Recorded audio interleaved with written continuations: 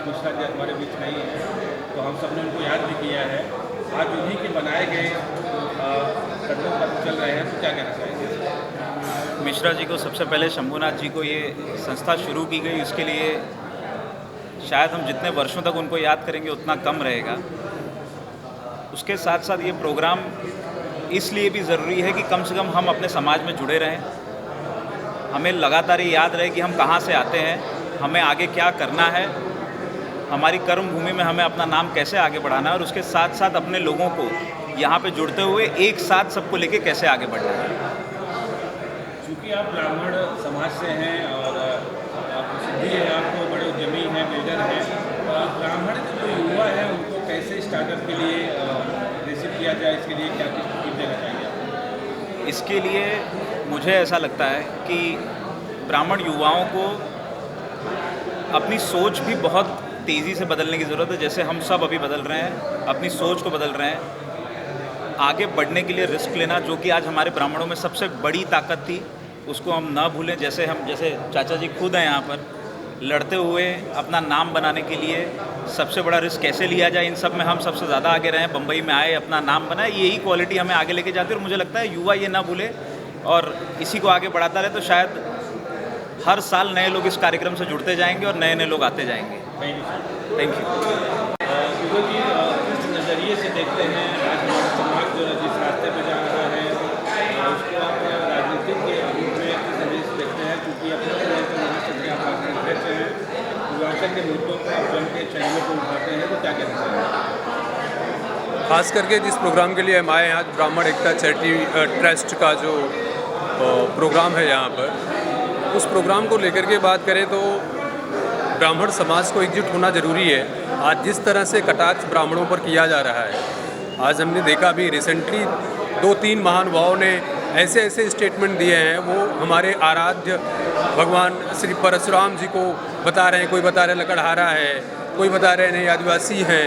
तो ऐसे जब कटाक्ष होते हैं हमारे समाज पर, तो हमारे समाज के युवाओं से मैं उनका आह्वान करना चाहता हूँ कि इस ब्राह्मण चैरिटी एकता मंच ट्रस्ट की तरफ से कि उनको आगे आकर के इसका पूरा विरोध करना चाहिए कि ये हमारे अस्मिता पे आघात है। इस आघात को कितना देर तक सहोगे? आज धीरे धीरे इस चीज़ को आप इतना बढ़ा दोगे कि आप खुद बाद में उसको, इस धारणा को मानना शुरू कर देते हो। इसलिए अभी आपको इसको यहीं पर रोकना ज़रूरी है।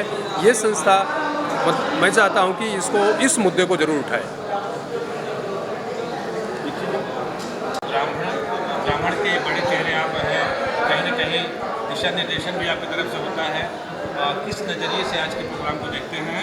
और ब्राह्मण के युवा जो भविष्य हैं, क्योंकि आप राजनीतिक भी हैं, उद्योगपति भी हैं, बिजनेसमैन भी हैं, तो उन्हें सही मार्गदर्शन कैसे मिले, किस रास्ते पर लाया जाए? देखिए, ये जो कार्यक्रम आज ब्राह्मणों का एक दूसरे से सम्मेलन मिलना था, काफ़ी अच्छा था।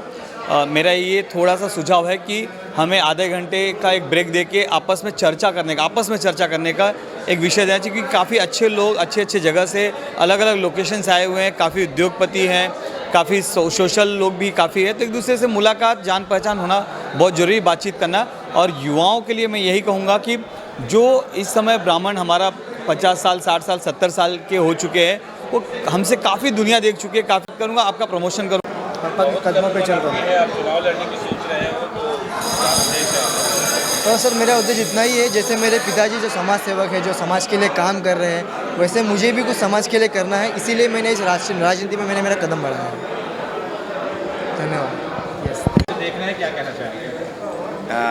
ये ब्राह्मण एकता चैरिटेबल ट्रस्ट ने बहुत ही अच्छा प्रोग्राम किया, और माननीय बड़े भैया बागेश दुबे जी, जो कि इसके ट्रस्टी भी हैं, और माननीय सुशील तिवारी जी, जब ये संस्था का निर्माण हो रहा था उस समय से जो है एक पिलर की तरह लगे हुए हैं, और बहुत ही अच्छा कार्यक्रम रहा।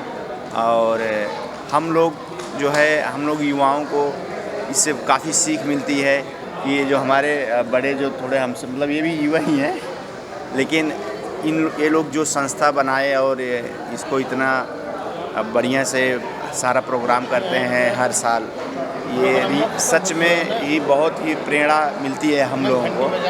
और मैं भी बहुत ही ज़्यादा व्यस्ततम कार्यक्रम में, एक्चुअली पंचायत चुनाव में मैं सहभागी हूँ। पिछली बार भी मैं चुनाव लड़ा था, बहुत थोड़े मार्जिन से मैं चुनाव हार गया था ज़िला पंचायत का।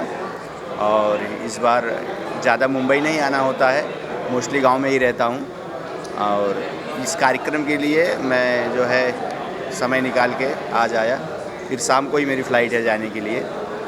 और बहुत ही अच्छा लगा कि बॉम्बे जैसे इतने बड़े शहर में लोगों ने आज समय निकाला और कार्यक्रम को जो है सफल बनाया। बहुत बहुत धन्यवाद। आज माननीय श्रद्धेय भारत रत्न अटल बिहारी वाजपेयी, प्रधानमंत्री अटल बिहारी वाजपेयी जी का जन्मदिन भी है और आज क्रिसमस भी है। और आज ब्राह्मण परशुराम चेतना पीठ का भी आज एक प्रोग्राम है, वहाँ भी जाना है। और हम लोग अपने आराध्य देव ब्राह्मणों के आराध्य देव भगवान परशुराम जी का प्रणाम करते हुए इस कार्यक्रम को समापन करते हैं। जय हिंद, जय भारत। आज ब्राह्मण समाज का प्रोग्राम था, इस प्रोग्राम को आप किस नज़रिए से देखते हैं? और क्योंकि आप ब्राह्मण हैं, प्रशासनिक सेवाओं में आपने समय दिया है, तो ब्राह्मण के जो युवा हैं उनको प्रशासनिक सेवाओं में कैसे लाया जाए, उसका थोड़ा सा दीजिए। ऐसे प्रोग्राम करने से जो ब्राह्मण है उनका जो आचार विचार है और उसमें जो सामाजिक एकता है उसको प्रोत्साहन मिलता है। हमारे विचार से ऐसे कार्यक्रम समय समय पर आयोजित करने चाहिए। और जो समाज में एक संदेश जाता है कि अगर ब्राह्मण अपनी एकता के लिए कोशिश कर रहा है तो बाकी समाज को अलग समझता है। ऐसा नहीं है, उस चीज़ को भी हमें एक बड़ी स्पष्ट तरीके से समाज में एक संदेश देना होगा। लीगल कंसल्टेंसी के बारे में क्या कहना चाहेंगे, किस तरह का काम करते हैं समाज के लिए? हम विशेष तौर से कारपोरेट लीगल सर्विस देते हैं और हमारे ज़िले में हम जो गरीब लोग हैं उनको मुफ्त में कानूनी सहायता देते हैं। वो चाहे वकील की फ़ीस हो या फिर कोर्ट के खर्चे हों, सारा हम अपनी तरफ से सारे खर्चे का वहन करते हैं। अरुण जी, मैं आपसे जानना चाहूँगा, इस नज़रिए से आज आपका प्रोग्राम रहा, उसको किस नज़रिए से देखना चाहेंगे? मैं आपकी बात करूँ तो चंडी धाम स्थापित करके, चंदी धाम नहीं, चंदीपुर आपने कुंडा सहित पूरे उत्तर प्रदेश का नाम रोशन किया है, तो क्या कुछ कहना चाहेंगे? मैं सबसे पहले ब्राह्मण समाज सेवा का बहुत बहुत धन्यवाद कि उन्होंने मुझे आज यहाँ बुलाया। मैं ब्राह्मण समाज के सभी युवकों को ये कहना चाहूँगा कि देखिए, मेरे जीवन का जो 3 तत्व है, मातृभाषा, मातृभूमि और माँ के प्रति, इसका कोई विकल्प नहीं है। तो हर आदमी ये 3 चीज़ों से प्यार करे, अपने जड़ से बना रहे और उससे ही आगे बढ़ने का अपना मार्ग प्रयास करेगा तो बहुत ही अच्छा लगेगा। और माँ के प्रति मैं हमेशा एक चीज़ कहता हूँ कि शीतलता पाने के लिए मानव तू कहाँ भाग रहा है, जो है माँ की गोद में वो हिमालय में नहीं। धन्यवाद।